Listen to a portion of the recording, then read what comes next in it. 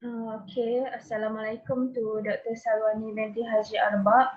I am Adila Hafizah binti Aziz. My matric number 259Y90 from Cargo Insurance Classes. Okay, the purpose I record this video is to present about my individual cases assignment. And my title is about proximate cost and delay. So in this video, I will state and explain about the first is the introduction to proximate cost and delay. And the second one, I will explain a little bit about the cases that related to this topic. Okay, let's go to the first slide, which is the general overview of the proximate cost. Proximate cost means the active, efficient cost that set in a motion a train of events which bring about a result without the intervention of any force that started and working actively from a new and independent source. According to the section 55 bracket 1 Marine Insurance Act, subject to the provision of the Act, and unless the policy otherwise provide, the insurer is liable for any loss proximately caused by the peril insured against, but subject to a foresaid as a foresaid is not liable for any loss which is not proximately caused by a peril insured against. Section 55 bracket 2 enumerates the losses which are not payable for. The first is misconduct of the assured. The second is delay, although the delay be caused by a peril insured against. And the third is ordinary wear and tear, ordinary leakage and breakage, inherent vice, and wreck of vermin. The proximate cost is not the cost. The proximate cost is not the first cost, nor the last cost. It is the dominate cost, or the efficient or operate clauses. It should be remembered that the insurer is only responsible for damage that related to the peril to the insured. The issue of the proximate cost has been discussed in many legal cases over the centuries, and according to English law, the legal authorities are clear on the point that it is the proximate cost in effect that needs to be looked at rather than the necessarily proximate cost in time. Okay, let's go to the next slide, which is the concept of delay. Okay, delay in a marine adventure is an important and frequent phenomenon of maritime transport, and it affects various parties. Delay is known as an awkward concept in the contract of cargo insurance, as the primarily against loss of or damage to the cargo, and delay does not of itself cause physical loss of or damage to the cargo. Delay is therefore a maritime peril which, although not expressly stated as a maritime peril under Section 3, is incidental to the navigation of the sea and consequent upon the enumerated peril. Under Section 55, bracket 2, enumerates the losses caused by delay due to the peril insured against are not payable.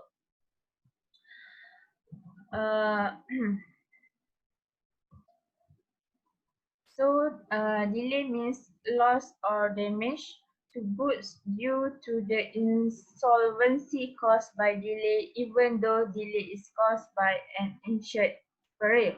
Such as example, a vessel carrying a consignment of fruits deteriorated after delay at intermediate port due to collision. Loss is not recoverable even though delay was caused by collision, insured peril. Because the excuse is the first excuse for delay is the first is if the policy provided, and the second is for save human life.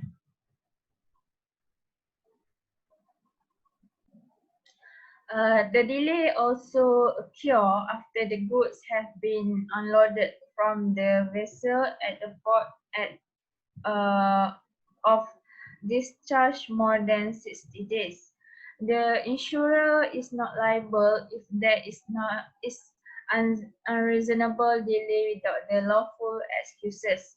The assured is covered if the delay is covered if the delay is beyond control, which is the first is waiting custom inspection or clearance of the insured cargo, or where authorized by any special term in the policy, or caused by circumstance beyond the control of the captain, or necessary for the safety of the ship or subject matter, or for saving human life, obtaining medical surgery, or where caused by baratrous misconduct of the matter or crew.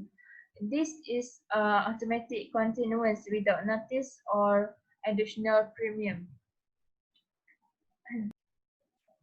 Okay, let's go to the first cases, which is Ping versus Fleming. Okay, in these cases, it states that a vessel was in collision and insured peril and had to put into port of repairs. The repairs took too much time and the cargo was a fruit. Due to the delay, the fruit was damaged by deterioration. It was held that the proximate cause of loss was the delay. The collision was remote cause. Okay, here I put the banana ripeness chart. So the banana will deterioration by themselves if the in a long time, if the delay is take too much time. Okay, due to these cases, this Ping and versus Fleming cases is caused by the proximate cause, which is there was an insurance on a cargo of orange and was warranted free from partial loss or damage unless such loss or damage was consequent on collision with any other ship. There was collision during the voyage and the vessel had to be put into port for repairs. In order to make repairs, the cargo had to be discharged into the lighters and subsequently reloaded. When the vessel arrived at the destination, it was found that the fruit was considerably damaged, partly due to handling and partly from natural decay owing to the delay in voyage. So, the question to the cases is it was the damage to the cargo a result of or caused by the collision within the meaning of the policy. So the court held that the loss was not recoverable. The proximately caused was due to the delay and not the collision. Delay is a policy exclusion. Okay, the next cases is cases 2 about the Continental Insurance Co. versus Almansa International INC, which is in this cases, it states a shipment of lumber insured under a marine cargo policy. So the voyage was intended to 25 to 30 days. The ship had to be towed to the port due to function of engine failed. voyage was delayed more than 4 months. The insured warned that the cargo of lumber would be damaged if it was kept on board for an extended period of time without ventilation. But the result has come that the damage was caused by lack of ventilation that not excluded under the policy. So, due to these cases, Continental Insurance Co. versus Amansa International INC 2003, it offers a vivid illustration of an insurer difficulty in relying on the delay exclusion when delay is only one factor in the loss. The case involved a shipment of lumber insured under a marine cargo policy. The voyage was intended to 25 to 30 days. The policy contained the typical exclusion for loss or damage approximately caused by the delay. Even where the delay is caused by a risk insured against, the ship engine failed en route to the destination and the ship had to be towed to port. In all, the voyage was delayed more than 4 months. After learning of the engine failure, the insured warned that the cargo of lumber would be damaged if it was kept on board for an extended period of time without ventilation. For various reasons, the ship hull were not ventilated, and as expected, the lumber was damaged. Okay, the trial judge held that the damage was caused by lack of ventilation and was not therefore not excluded under the policy. Okay, in my view or in my opinion, the approximate cause of this damage is the failure to adequately ventilate the cargo. Obviously, the longer the cargo remained abroad in the unventilated holds, the worse the damage become. But that does not, in my view, render the cause of the damage delay. Had the cargo been properly ventilated, there would have been no damage, no matter how long it remained on the ship. So, the trial judge held the exclusion clause would only have been effective if the delay was the sole cause of the loss.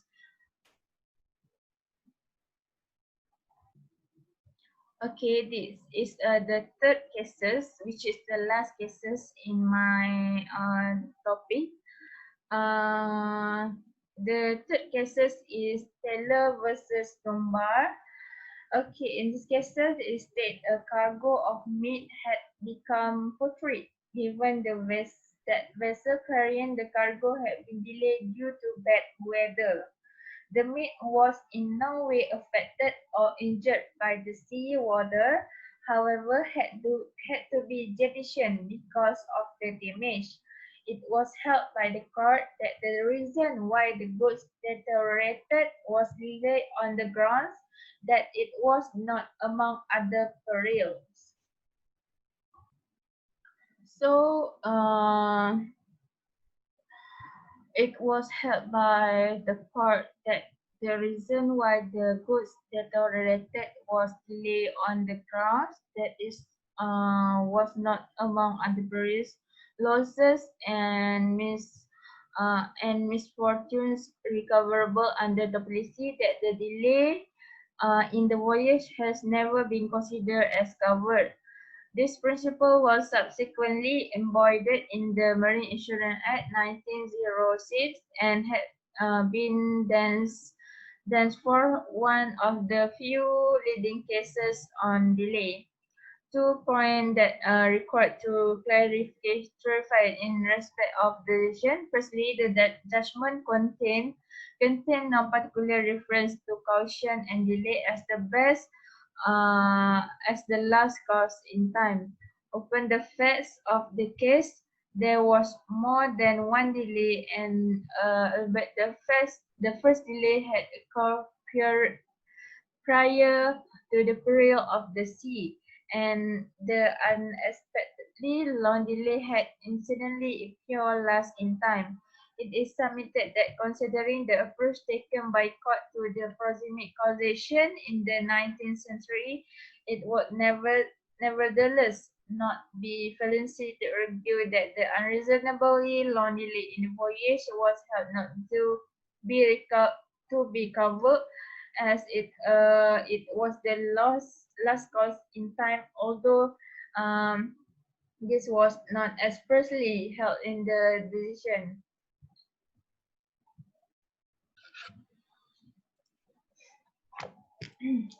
So in these cases, Taylor versus Tumba, the bad weather lead to a prolonged voyage and a cargo of meat, which was rendered putrid during the extended voyage, was a jettisoned. Again, it was held that this was not a loss occasioned by period of the sea on ground, that the immediate cause of the loss was delay.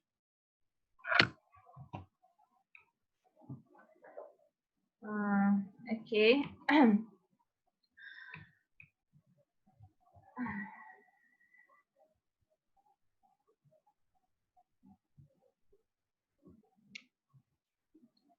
Okay, that's all from me about my topic, which is approximately cost and delay, and I have three cases stated.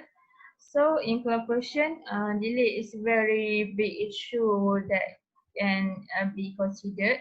Even a short delay in achievement of cargo can cause a loss. Perishable cargo can be deteriorated and lose some or all of its value. The market value of cargo may change over the course of days or weeks, and a merchant may consequently suffer losses as a result of delay. Claims for delay are excluded unless a policy states otherwise. Okay, that's all from me. Thank you for the opportunity for me to explain for this topic. Bye.